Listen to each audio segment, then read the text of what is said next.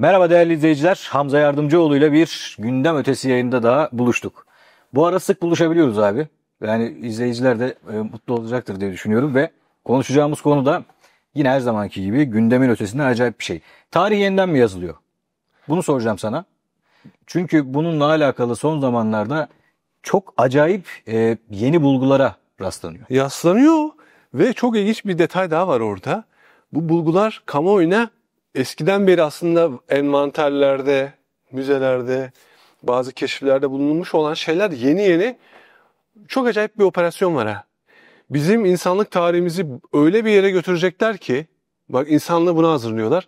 Son böyle özellikle 2025'te özellikle de Eylül ayında gelişmeler var. Benim dikkatimi çeken abi, böyle özellikle 2015'ten sonra bu tip bulgular çıkmaya başladı ama son bir senedir de sanki arttı. Sürekli bunlarla karşılaşıyorum. Hatta senin vereceğin bir örnek var. Orada da çok şaşırdım. Yayın öncesinde konuşmuştuk. Ama onun öncesinde şunu söyleyeyim. Şimdi bugün konuşacağımız konularda birçok şeye değineceğiz. 300 bin yıl önceye gideceğiz. 1 milyon yıl önceye gideceğiz. 12 bin yıl önceye gideceğiz. Şimdi Hamza Yardımcıoğlu da bir tur, daha doğrusu Hamza Yardımcıoğlu değil bir tur şirketi, bir tur planladı. Göbekli Tepe yani Şanlıurfa, Mardin, Diyarbakır bu bölgelerde tapınakların böyle sırrının peşinde koşacaklar. Tabii yani aslında bizim odaklandığımız konu bu insanlık tarihinin sırrı, gizemi ya. Evet. Yani bunun üzerine orada seminerler de O vereceğim. topraklarda. Davet ettiler. Bunu da böyle girişte bir duyuru olsun diye söylemiş olalım. Tarihini de verelim abi. 26-30 Ağustos arası. 30 Ağustos Pardon, arası özür diliyorum. bir şey olacak. Toplu bir gezi turu olacak. Seminerli böyle bir kültürel bir etkinlik. Evet. Yani detayları da açıklama kısmına da koyarız. Katılmak isteyen izleyicilerimiz bizimle gelmek. Belgesel de çekeceğiz orada. Evet. Kürşat'ta görüşürüz. Belgeseller çekeceğiz yani gitmişken. Öyle bir şey yapacağız bakalım. Bu hakikaten benim ilgimi çekiyor. Hatta oradan başlayalım. Şimdi Göbekli Tepe çıktığında bazı alternatif tarih yazıcıları, araştırmacılar da şey dedi ya, tarihin doğduğu topraklar, bu topraklar. Şimdi senin gezinde de dikkat ettim mesela bak, Şanlıurfa, Mardin, Diyarbakır. Hakikaten bu topraklarda mı doğdu abi yoksa senin farklı bir fikrin var? Şöyle, insanlık tarihindeki bize yakın daha doğrusu yakın büyük kırılma buzul maksimum. Bak buzul çağı aslında hala devam ediyor biliyor musun? Şimdi o buzul çağının buzul maksimum evreleri var. Evet. Bir önceki maksimum evre 12 bin yıl önceydi. Hemen ardından kurulan bugünkü medeniyetimizin ilk örnekleri var. O yüzden insanlık tarihinin sıfır noktası olarak kabul edilen Göbekli Tepe ama Karahantepe şimdi yeni yerler de ortaya Daha çıkıyor. eskiden. İşte oralar üzerinden yapacağımız okumalar var. Oralara gideceğiz zaten. Hı. Oraları gördük. Daha önce ben gerçi gittim de yani yine gideceğiz. Bunu şey üzerinden okuyacağız. Yani insanlığın ilk kökenine bak 1 milyon yıl öncesine. Eylül ayında çok ilginç bir buluş mu diyelim bir makale yayınlandı hem de Science dergisinde. İşte ben ona şaşırdım. Ve bu işin içerisinde bak İngiltere var arka planında. Hı. Hepsinin detaylarını anlatacağım. Niye biliyor musun? Şimdi bu dünyada bir resetle birlikte bütün tarih algımız da sıfırlanacak. Yeni bir tarih önümüze koyulacak. Çok net söylüyorum. Hı. Yeni bir insanlık tarihi. Şimdi insanlığın kökeni nedir biliyor musun? Nereden geldik ve nereye gidiyoruz sorularına cevap veren disiplin dindir. Din. Evet. Bak bu soruları felsefe Bilmezliğe sorar. karşılıyor. Mesela sorar, açıklamaya çalışır. Bilim sorar, açıklamaya çalışır. Ama cevap verme iddiasında olan, cevap veren dindir. Şimdi senin önüne yeni bir şey koyuyor. Yeni cevaplar koyuyor. Bugüne kadar önümüze koyulmuş tarih neyinin diyelim resminin tablosunun diyor ki hayır bak yeni tablo geldi diyor. Aslında yeni bir dünya dini. Yeni bir şeye insanlar uyarlanıyor. Anlatınca izleyicilerimiz anlayacaklar şimdi. Yeni bir çağa, yeni bir dil. Direkt kitabın ortasından giriyorum. Lafı uzatmaya gerek yok. Şimdi bizim en eski bulunmuş fosil kayıtları bugüne kadar ne olarak biliniyordu?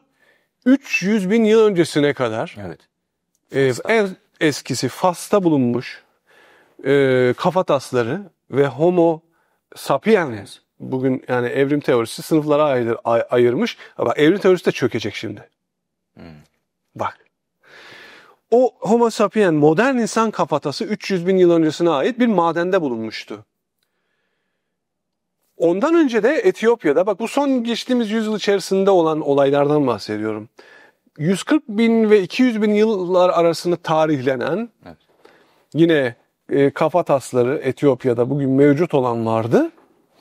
Ve biz şimdi düşünebiliyor musunuz? 300 bin yıldan ta bizden 12 bin yıl öncesine, işte Göbekli Tepe'nin başladığı nokta ve buzul çağının sona erdiği diyelim. Yani maksimumunun en azından sona erdiği Erken Rayas. ve dünya haritasının da değiştiği o dönem arasında koskocaman, düşün yani 10 de kabaca 300 binden de 290 bin yıllık bir insanlık tarihi ve kayıp. Hiçbir şey yok. Abi hakikaten. Şimdi ben şimdiye kadar takip ettiğim, gördüğüm şeylerde Bak. o arada ne olduğunu ben öyle bir şey rastlamadım. Böyle var. Hani onun üzerine bir şey daha eklendi. Bak. Not aldım. Bu yeni bir haber. Yeni bir bilgi. Yunzian 2 diye bir kafatası. 2'den anlayabileceğin gibi bunun biri de var. Yunzian, Yun X İyan diye yazılıyor. Bak 1989 yılında ve 1990 yılında bu yıllarda Çin'de nerede yerini de söyleyeceğim bak. Hubei eyaletinin Yunyang bölgesinde yapılmış ki buluşlardı. Kafatasıydı bunlar. Bunlara numara verdiler. Ta 90'dan beri duran bir şeydi ama bununla ilgili yeni yapılan bir araştırma var. Çalışmanın arkasında kim var biliyor musun? Çin'deki Fudan Üniversitesi ve asıl bomba İngiltere Doğa Tarih Müzesi. O şimdi Kraliyet Bilimler Akademisi şu bu falan derin İngiliz Ya bu da ilginç abi aklı. ya. Bak şimdi ne dediler biliyor musun? Bu kadar yıldan sonra 1990'dan beri kaç sene geçmiş. Bak yeni yapılan bir çalışma Science'da yayınlandı makalesi. Ve dediler ki bu Yunzian 2 iskeletinin kafatası daha doğrusu diyelim 1 milyon yıl yaşında. Hoppala. Bu da mı Homo sapiens? Evet. Modern insan. 1 milyon yıl. 1 milyon yıl. Modern insan 1 milyon yıla tarihlendi. Oğlum bütün şeyimiz çöküyor ya. Evet. Klasik tarih tezleri çöküyor. Evrim teorisi çöküyor şu an bak. Avcı toplayıcıydık abi hani o zaman. Bu arada hep. Yani avcı toplayıcı olması gerçi bunun önünde bir önüne şey değil. Bunu yanlışlayacak bir şey değil. Homo sapien yine yani avcı toplayıcı dönemi var. Yerleşik toplum düzeni var. Niye herhangi birisi Sanayi devrim. bulgu yok diyorlardı ya ondan dolayı. Tabii.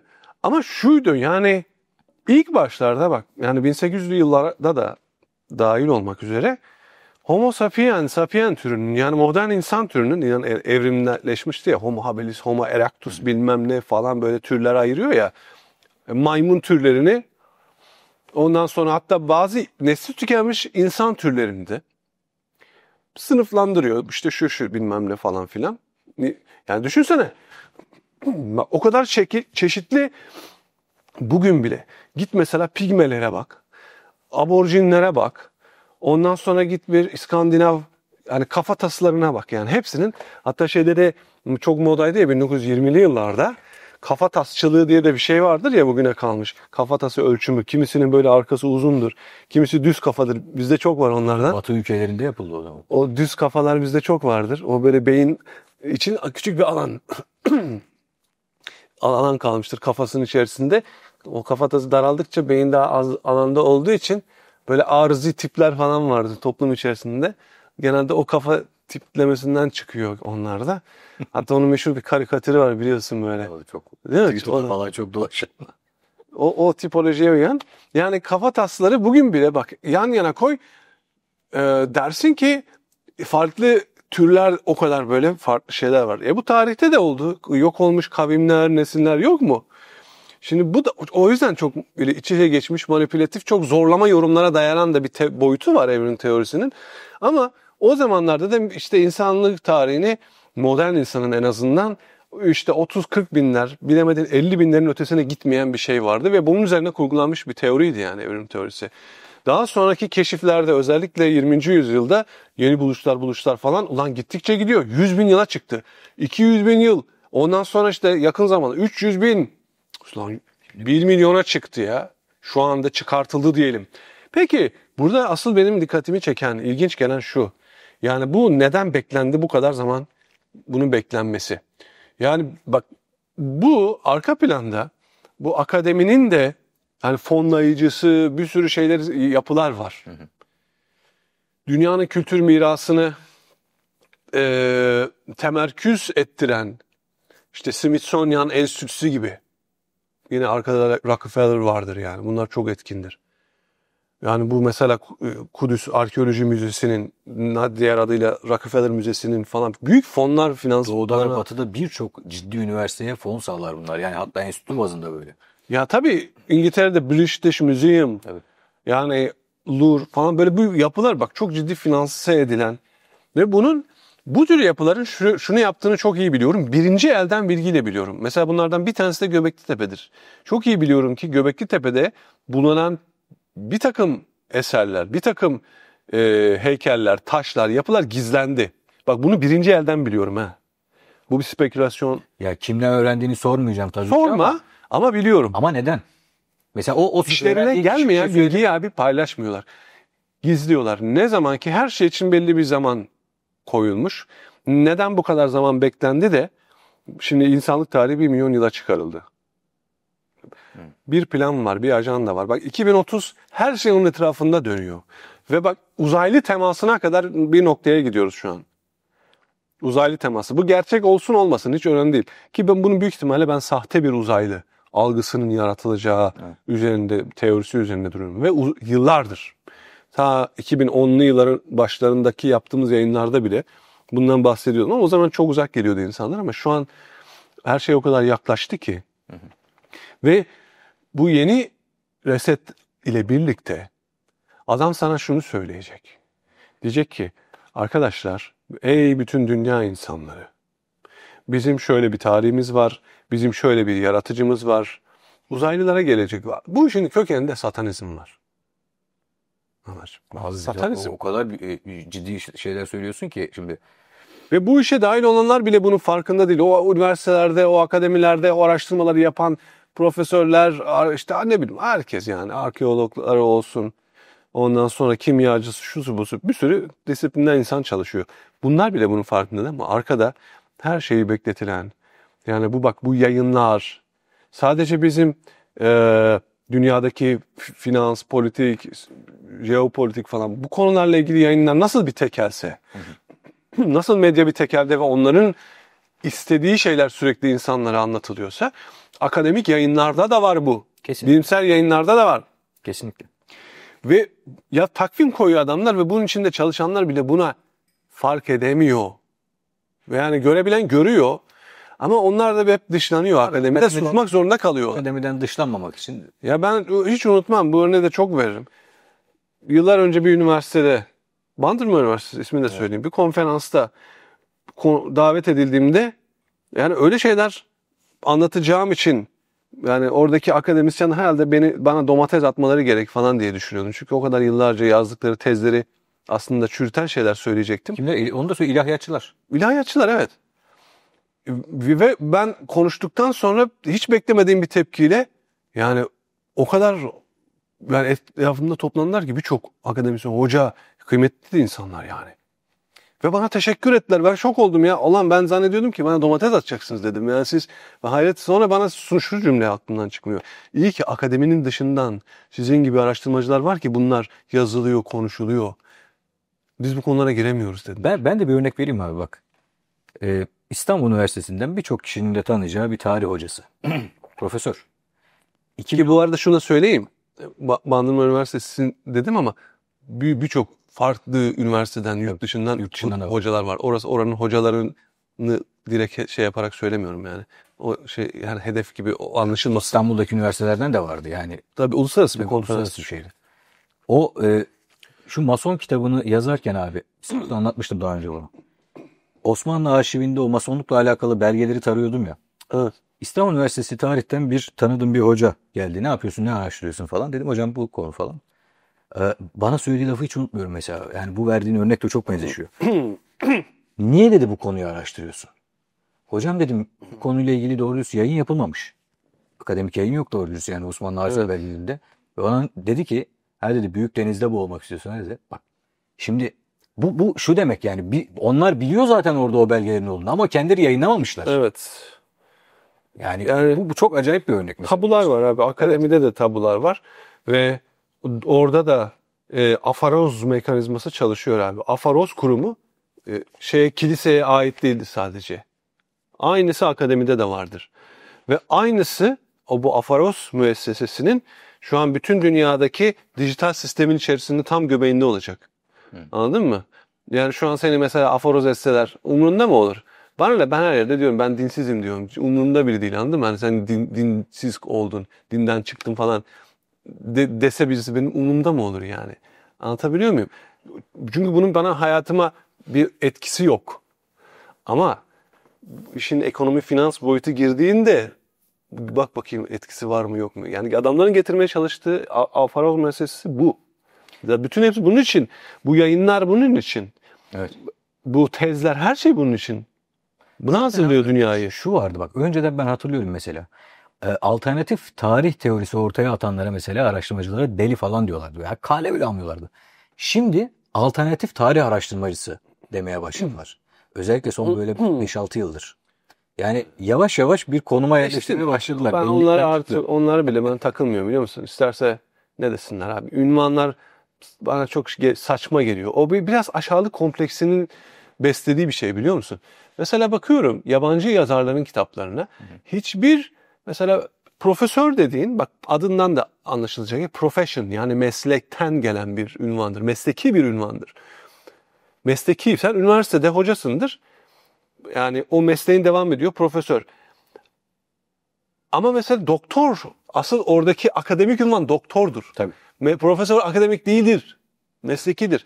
Ve hiçbir şeye bak mesela, bir sürü profesörler mesela yabancı, kitapların üzerinde hiçbir zaman şunu görmezsin. Profesör doktor bilmem kim. Ya da doktor bilmem kim. Sadece adını koyar. Ama bizim kitaplara bak. Profesör ya da kitaplarda değil, yazarken, tanıtırken profesör doktor bilmem kim diye tanıtırsın. Evet. Bir kere kendi içerisinde bir sürü tutarsızlığı var. Bir kere profesörse zaten doktordur, gerizekalı yani. Hem profesör hem doktor falan. Sadece demeye de gerek yok, anladın mı yani? Doğru. Hadi onu söylemedin, doktor de, ama yetmez. Hem profesör hem doktor falan. Ondan sonra yani aslında bu bir aşağılık kompleksinin beslediği bir şey. Profesör hocalarımız da var, biliyorum. Hepsine selam olsun. Arkadaşlarımız. Ya tabii bu bir alışılmış bir şey olarak da devam. Ya yani. İşte bak, onlar arasında da var mesela, bazısı var umurunda değil. Evet. Adam kitabına ismini yazıyor. Yani, profesör yazsana onu. Kullanmıyor bile, anladın mı yani? O aşmış yani herif onu. Ya bizde de öyle adamlar var, çok var. Tabii. O zaman buradan abi, şimdi bu başlığı açmamız lazımdı. Yani neden bunlar konuşulmuyordu, konuşuluyor vesaire, ama şunu sorayım. Şimdi neden konuşmak istiyorlar? Şimdi neden insanlığın tarihini bu noktaya getirmek, insanlara bu şekilde anlatmak? Ne oldu? Uzaylılar dünyaya gelecek. Senin söylediğin sahte uzaylılar. Yani. Ve bizi onlar yarattı. Bak bu. Konsept bu. Ama o uzaylılar uzaydaki galaktik bir sisteme karşı çıkmış isyancı. Tamam mı? Aslında devrimci, daha doğrusu demek, daha onların terminolojisiyle söylüyorum. Devrimci, bak hani devrimcilik de böyle bir şeydir ya. Böyle havalı bir şey olarak algılanır ya. Devrimci, ama neye karşı devrimci? Galaktik sisteme karşı. Galaktik diktatörlüğe, veya daha doğrusu diyelim. Oradan ne yapıyor bunlar? Bilginin ışığını çalarak sistemden sana veriyor. Aynı bir Robin Hood. Robin Hood misyonu. Zenginden çalıp fakire vermek.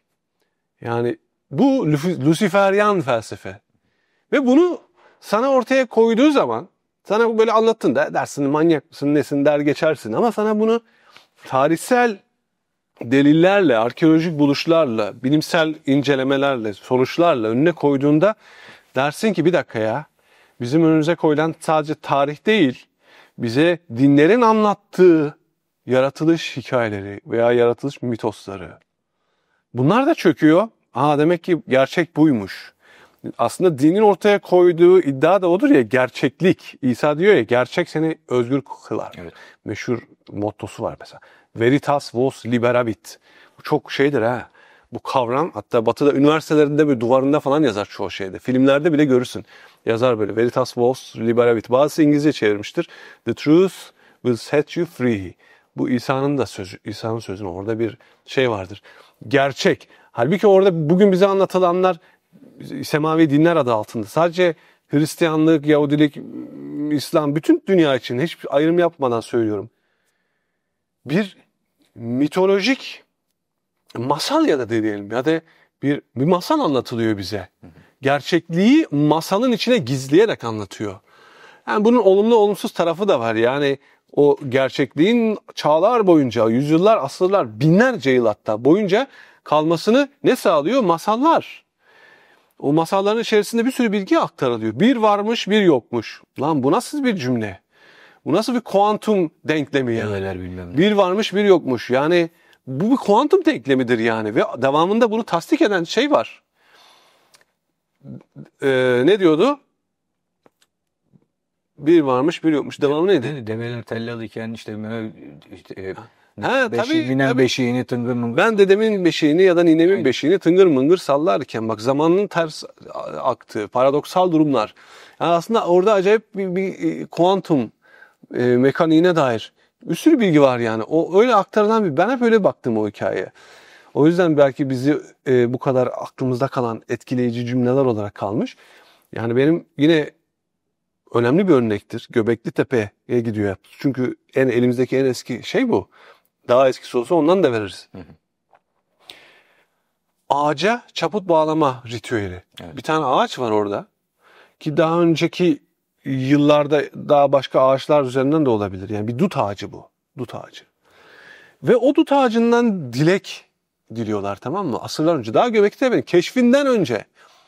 Aradan 10 bin yıldan fazla zaman geçmiş ama hala ritüel devam ediyor. Dilek ne biliyor musun? Çocuğu olmayan kadınların oraya gidip dileği var. Dilek gerçekleştiği zaman da gelip kurban kesiyorlar. Ulan bir çıkıyor ortaya orada doğum yapan kadın resmi ve o gizlenen şeyler var demiştim ya. O da onunla bağlantılı. Sorsam mı sormasam. Ben söyleyeyim Sormasam mesela. izleyiciler diyecek Ya ki, mesela bak 1 metre boyunda bunu hiç kimse bilmiyor. 1 metre boyunda penis heykeli bulundu mesela orada.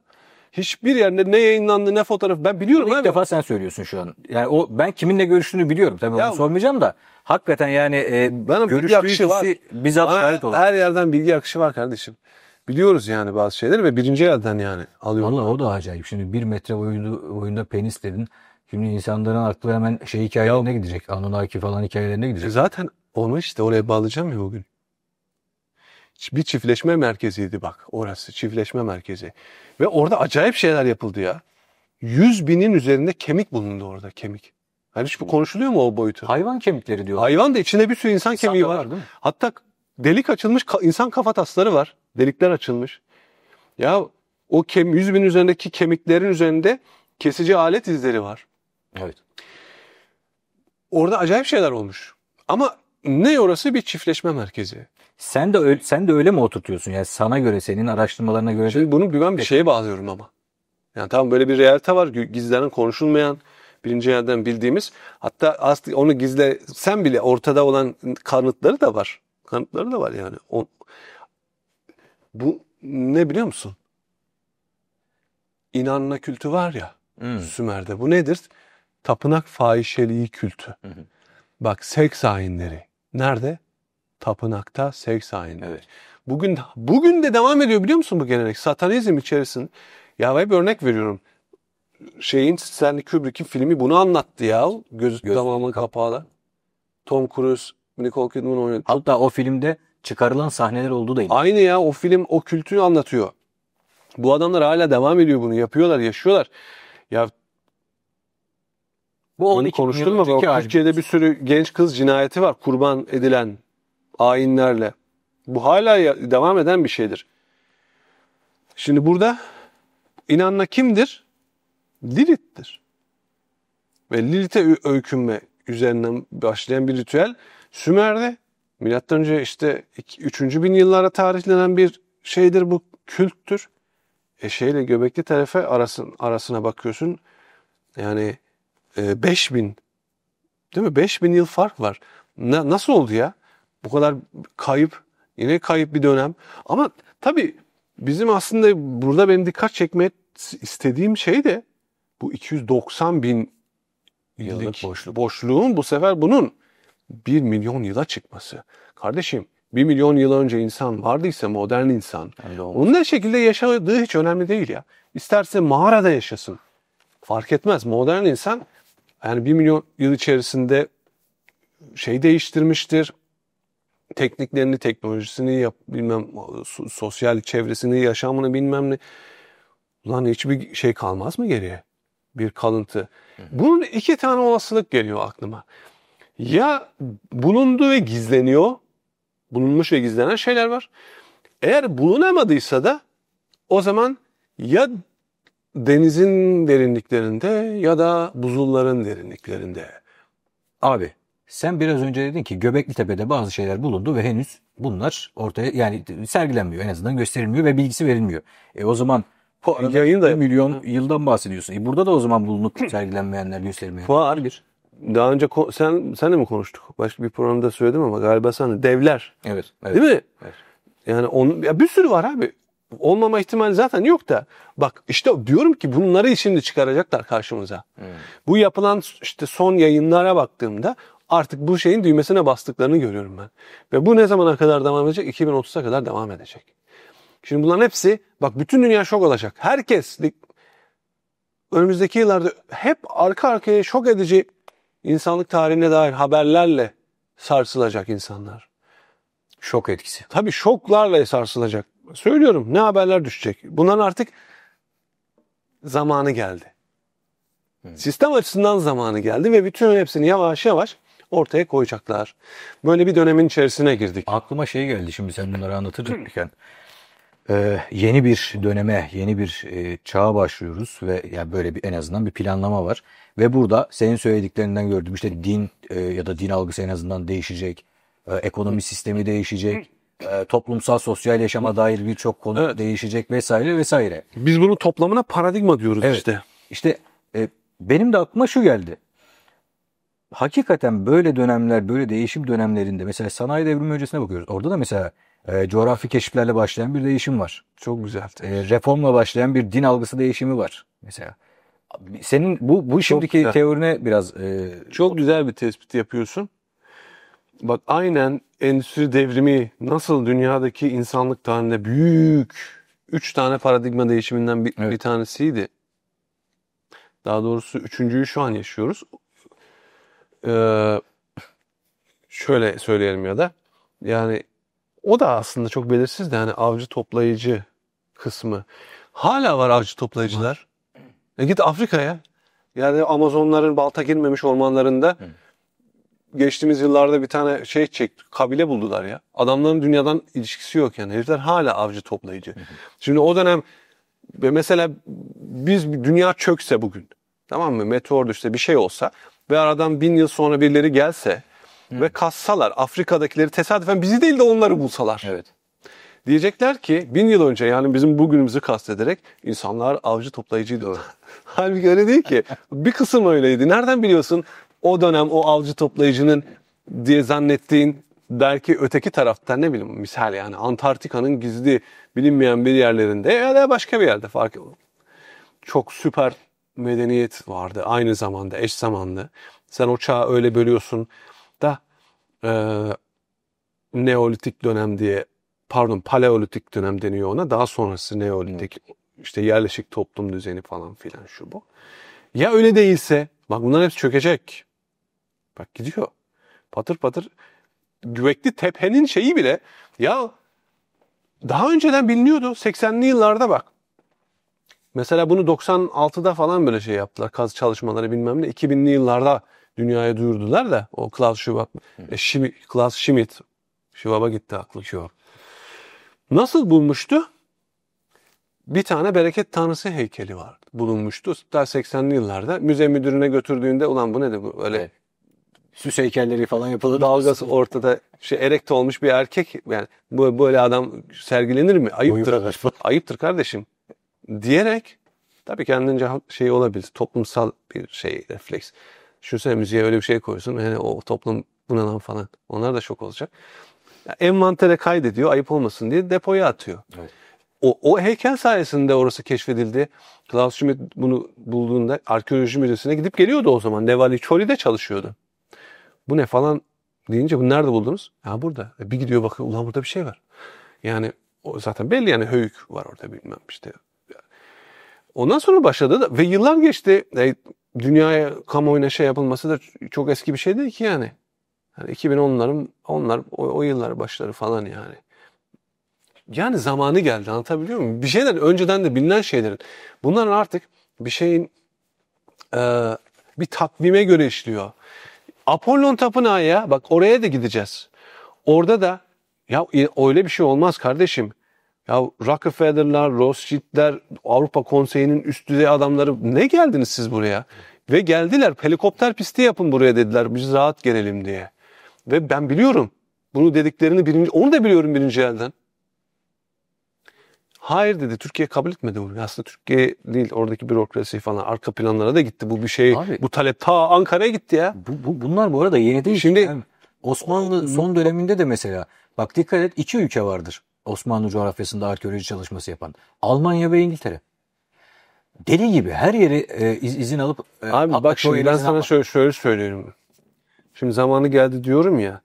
Bunun zamanı gelmeden önce de buraya gidiyorlardı. Ve buralarda yapılan ayinler vardı. Tamam mı? Bu Zerzevan Kalesi var ya Diyarbakır'da. Ben çok iyi biliyorum.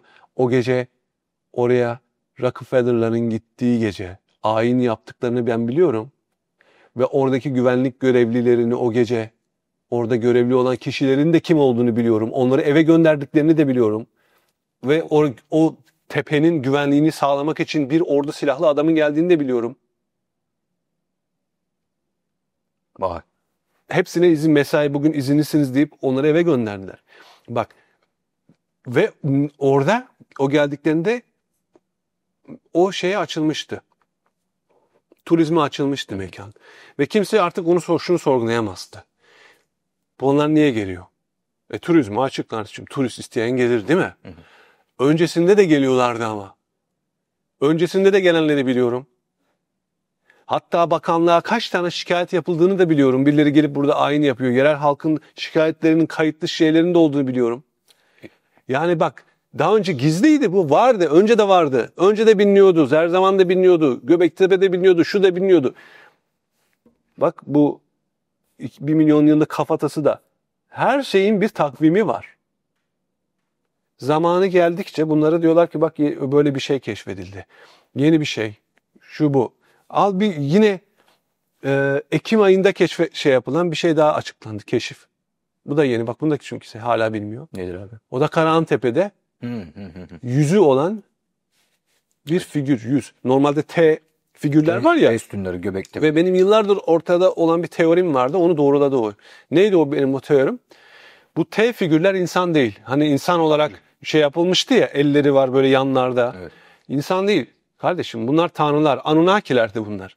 Neden? Bunu neye dayanarak söylemiştim? Dedim ki bunların yüzü yok. Evet. Kutsal figürlerin yüzleri çizilmez, tasvir edilmez veyahut da.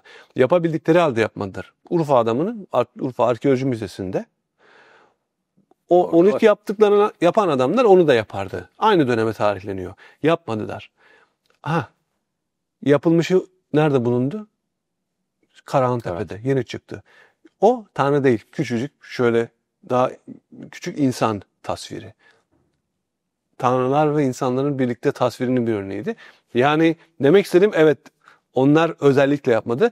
İnsan olsaydı o yüz tasviri aynı Karahantepe'de bulan onu doğruladı işte. Onun gibi olurdu. Öyle de olmadığından dolayı diyordum ben bunlar Anunnakiler.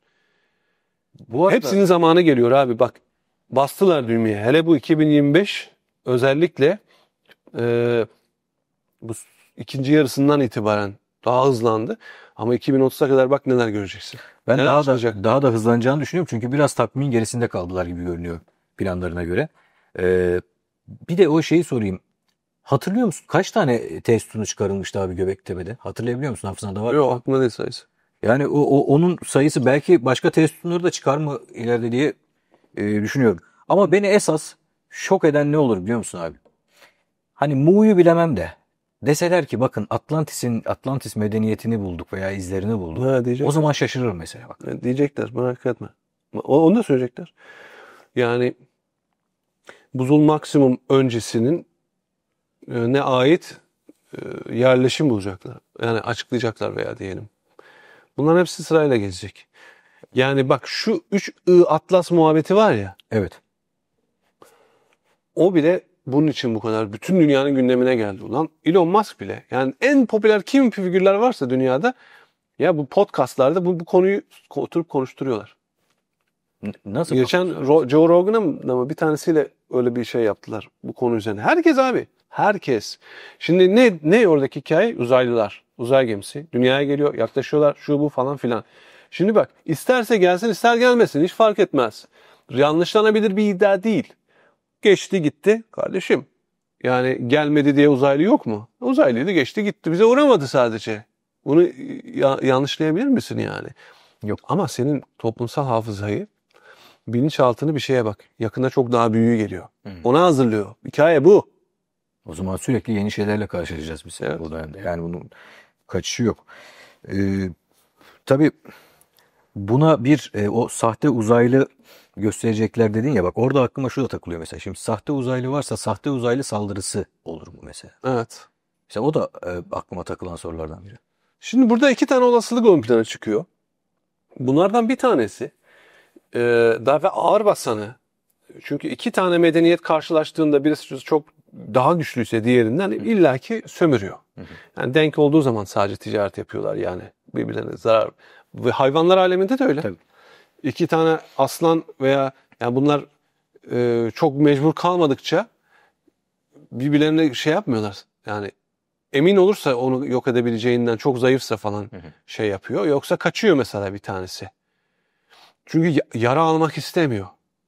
Denk güçler çok kolay böyle şey yapmaz. Yani birbirinden menfaat sağlar. Ticareti daha olasıdır. Şimdi uzaylılarla insanların ilişkisi de böyle bir şey ya. Ya bu dediğin gibi işte böyle bir tehdit. Şunu söyleyecekler birinci olasılıkta. Biz bunlara itaat edeceğiz kardeşim. Yoksa dünyayı yok ederler. Onlar yönetimi devralacak. Bunu sana kabul ettirecekler. İkinci ihtimalde biz bunlar iyi uzaylıdır. Yani bizim bunlar tanrılarımız. Anladın mı? Bize ışığı getirenler ve tekrar bize geri döndüler. Bir kavuşma yaşıyoruz ve onlar yüksek bilinç, yüksek medeni, yüksek varlık. Biz ona teslim ediyoruz yönetimi. Ama aslında teslim ettikleri kendileri yani dünyayı yöneten Ya burada şeyler. tabii bütün birçok devlet var. Ya tabii ki birçoğunun puppet country gibi böyle bir kukla devlet ama ya bunların başlarında birçok politikacı var vesaire. Hepsi tamam mı diyecek bu işlere yani? Mesela. Ya şu anda şöyle düşün. Bu devletlerin küçük bölümlere parçalara ayrılıyor şu an. Süreç o. Federasyonlara gidiyor bütün hepsi. Tabii. Bir kere oradan sen şey yaptın bunları. Böyle bir küçük lokma yaptın.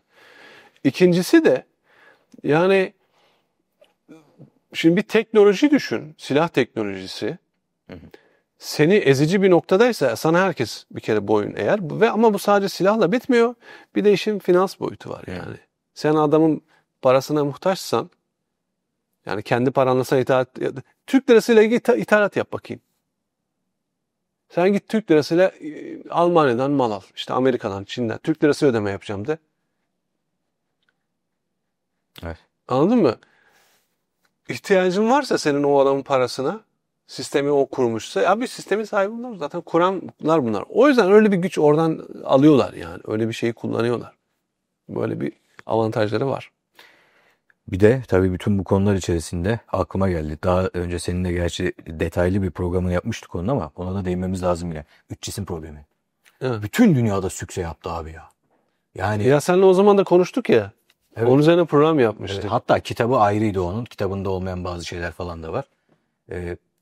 Acayip bir konu ve bütün bu konuların üzerine böyle bir şey gelmesi, bütün dünyada sükse Ben yapması. o zaman da aynı şeyi söyledim ve şu an bütün yaşananlar ne zaman biz konuşmuştuk onu seninle? Bir seneden fazla oldu. 2 sene oldu. Bak 2 sene geçti ve şu an bütün yaşananlar onu doğrulayan nitelikte. Ve orada ne demiştik? Hatırlayalım. Dedik ki bu üç cisim problemi şunu aslında ortaya koyuyor. Ben Kök kitabında da yazdığım bir bölüm vardı. Dogonların Sirius'la alakalı bahsettiği 3 cisim vardı. Şu anda Sirius A ve B. B sonradan keşfedildi ya, ama bir de C var dedim. Evet. Potolo, Emmaetolo. Bir de bir tane daha gezegen vardı. Yine kabile dilindeki ismi neydi? Birisi Potolo, biri Emmaetolo. Bir de bir şey daha vardı. O da geçiş gezegeni anlamına gelen, aynı Nibiru gibi. Bir şey daha var ve orada evrenin yöneticilerinin yaşadığını bak anlatıyorlardı. Evrenin elitleri yani. Evrenin yöneticileri.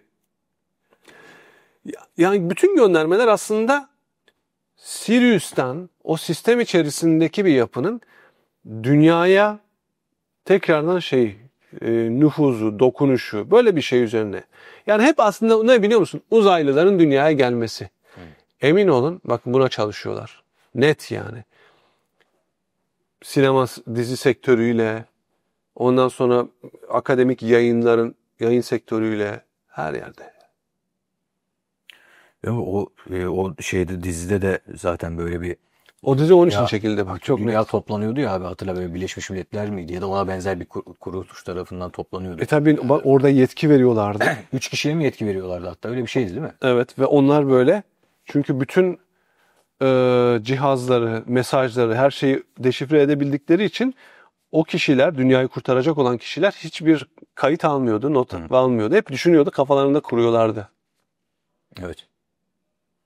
O yüzden onlar da hiç kimseye bağlı olmadan böyle bir şey olarak ortaya çıkmışlardı. Tabii acayip bir süreç.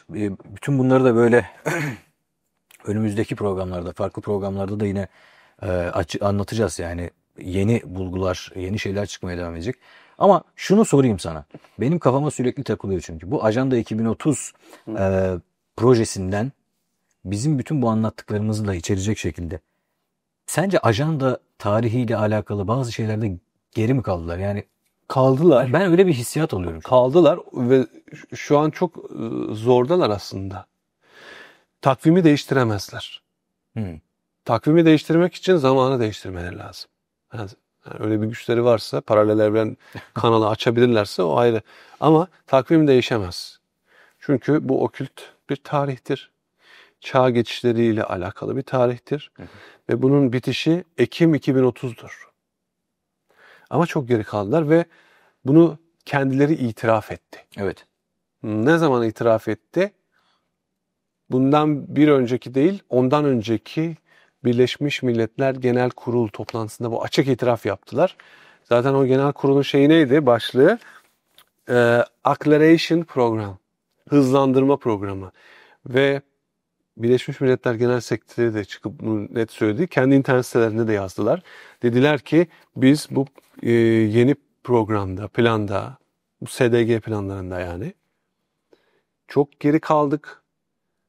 Takvim geri kaldı. Aynı bunu söylediler. Ve bunu hızlandırmamız lazım. Genel kurulun başlığı bile Acceleration Program diye. Hızlandırma.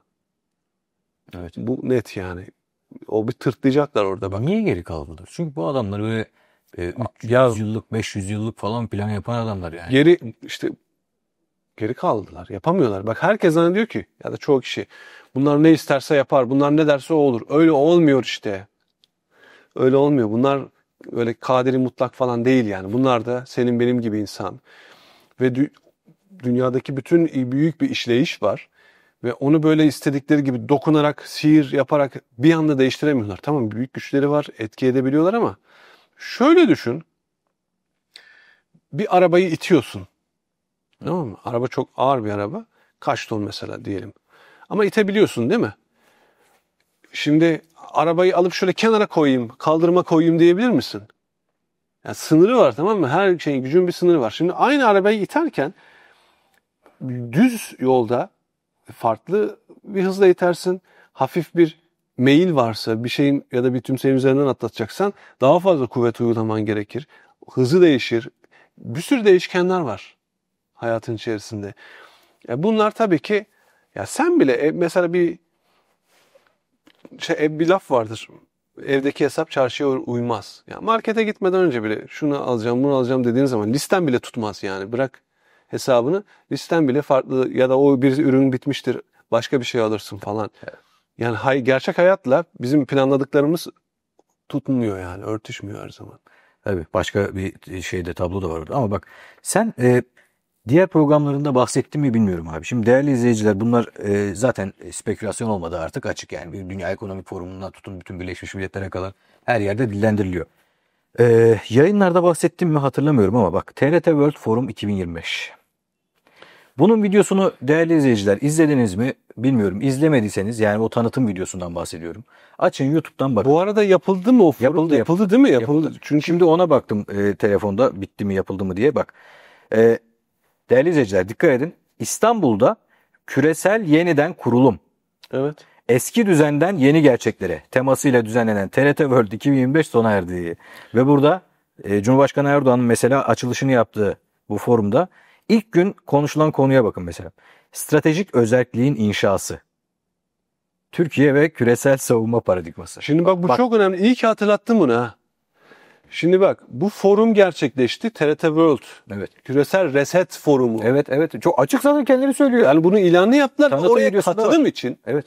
gazetecilerin katılımı için bir akreditasyona ihtiyaç Evet. var. Ve ben o akreditasyon için başvurdum biliyor musun? Hani akredite etsinler ben de gideyim ne konuşuyorsunuz bir bakayım göreyim ve anlatalım bunu. Beni kabul etmediler mesela. Ulan sen eğer bir şey yapıyorsan bu işin hani duyulmasını istiyorsan biz burada milyonlarca insana ulaşıyoruz. Bunları anlatırdık. Niye beni almadınız içeriye? Evet. Niye benim başvurumu kabul etmediniz mesela? Çünkü ben olayın ne olduğunu biliyorum. Aslını anlatacağım tamam mı? Onlar onu istemiyor. Gelsin böyle papağan gibi birileri biz ne diyorsak ona ne anlatıyorsak onlar da böyle şakşakçılık yapar anlatsın istiyorlar. Aynen öyle. Şimdi bak kaç kişinin haberi vardı bundan? Ne kadar kişiye duyurabildiniz sevgili TRT World? Tabii. Hello. Bir de Çerçeve yaptıkları da aynı şekilde TRT World Forum 2024 de aynı benzer temalarla yapıldı. Şimdi kaç kişinin haberi oldu? Evet. Al. Ya görüyor musun? Ya öyle bir şey dikkatimi çekiyor ki şimdi o tanıtım videosunda zaten direkt global reset falan filan onlardan hep imalarda bulunmuşlar. Orası Ne imkanı açık söylüyor adam. Açık Ya. Adı öyle zaten. Aynen öyle bak. İçerisindeki ıvır zıvır çok konu var konuşulan. Bir konu orada çok önemli. Stratejik özelliğin inşası. Bakın. Stratejik özellik, stratejik bağımsızlık da stratejik özelliğin inşası. Türkiye ve küresel savunma bak. Küresel savunma paradigması. Küresel savunma. Federasyonda yani federasyon demiyor özellik diyor. Hani şey değil mi? Yani Evet. mesela bazen bir kelimeyi veya bir kavramı tepki alacağını düşünüyorsan onu başka bir dildeki Evet. yani en çok yaygın kullanım hangisi ise az kullanılanını getirip söylersin ya öyle bir şey. Ya bütün dünya yani en nihayetinde bu hazırlanıyor. TRT dediğiniz neticede Türkiye Cumhuriyeti'nin devlet kanalı. Ve bunun İngilizce yayın yapan yani global küresel yayın yapan bir kanalı. Ve artık açık açık bunları toplum gözüne sokarcasına konuşuyorlar. Bak 35 ülkeden 100 küsür konuşmacı katılmış mesela. Böyle bir dönemdeyiz değerli izleyiciler ve bu programda konuşulan konuların tamam bir kısmı belki spekülasyon gibi görünebilir ama emin olun çok büyük kısmı şu an zaten kendilerinin söylediği gerçeklere dayanıyor. Ve biz de bunları anlatmaya devam edeceğiz. 5 yıl kaldı hatta 5 yıl da değil ya. Daha az. Daha az kaldı. Bu süreçte bütün bunların hızlandığını göreceğiz. Abi ağzına sağlık. Senin de ağzına sağlık Ömer'im. Varsa ekleyeceğin şeyler onları da alalım. Ve valla böyle işte ya durumlar. O zaman ben şeyle kapatıyorum. Hamza Yardımcıoğlu'nun Göbekli Tepe, aslında sadece Göbekli Tepe değil, Şanlıurfa, Mardin, Diyarbakır. Her zaman Kalesi ve Göbektepe biraz yoğunlaşacağımın bir konu yani. Evet. Bu böyle bir tur planı var. Açıklamaya ekleyeceğiz detayları. 26-30 Kasım tarihleri arasında yapılacak. Bunun da bilgisini tekrar verelim. Şimdilik bizden bu kadar diyelim. Ama geri döneceğiz değil mi abi? Tekrar yapacağız yani bunları. Hoşça kalın.